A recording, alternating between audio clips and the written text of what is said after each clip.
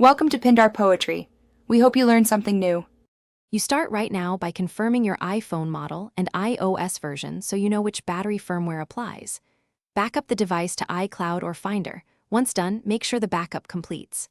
Charge to over 20% or plug in a light.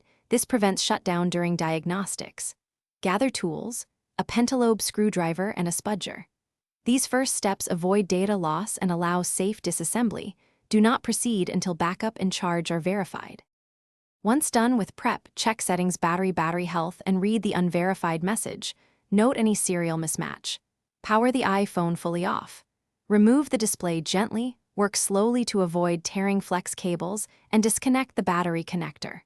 Document connector positions with clear photos. This helps if connectors look similar. Install a genuine or correctly matched replacement battery, seat it fully, reconnect the battery and display. Then torque. After reassembly, boot the iPhone and check battery health. A correct install and calibration should show verified status. To calibrate, charge uninterrupted to 100%, then use the phone until it shuts down and recharge to 100% again. This helps the system measure capacity accurately.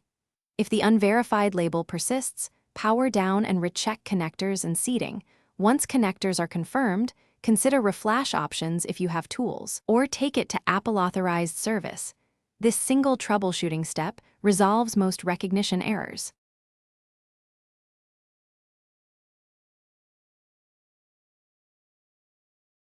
Thanks for watching. Consider subscribing if we helped you.